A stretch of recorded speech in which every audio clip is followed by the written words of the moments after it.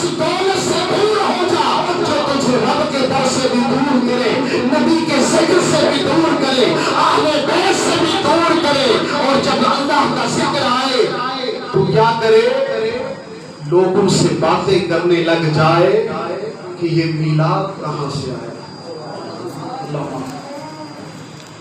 تو نبی کا میلاد منانا بھی کیا ہے؟ مقدر والوں کو نصیب ہو۔ سبحان اللہ۔ حضور کا جتنا ذکر کیا جائے کم ہے۔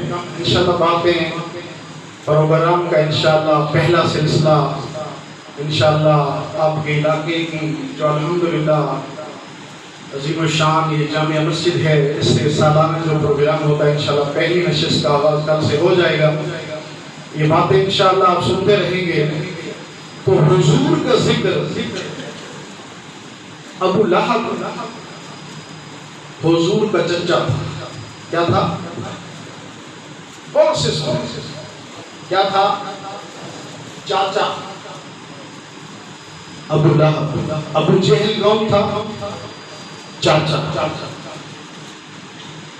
اب حضور کو غیروں نے دیکھا کلمہ محمد مصطفیٰ پڑھ رہا۔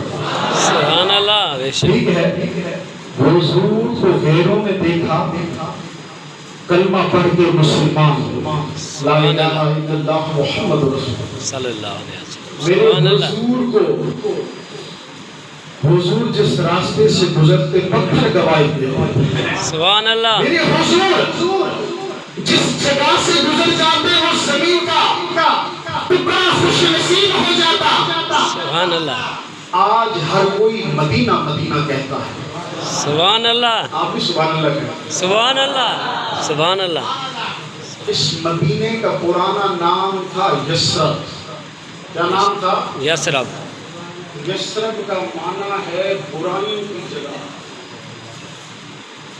کیا نام ہے؟ برائیوں کی جگہ۔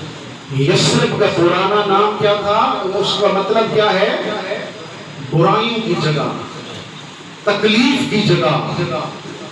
دیکھیے میرے حضور کی جب نسبت مدینے کو ملی ہے، وہ مدینہ سارے جہان سے اعلیٰ ہو گیا ہے۔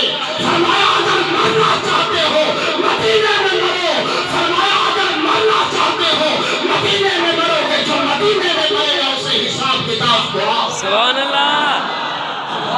سبحان اللہ۔ پہلے کیا تھا؟ آواز نہیں آتی۔ یثرب۔ یہ آپ کی میری سمجھنے کی باتیں، کیونکہ سارے محبت کرنے والے بیٹھے ہیں، آپ کو نبی کا ذکر سمجھ آتا ہے کہ یہ میلاد کیوں کرتے ہیں۔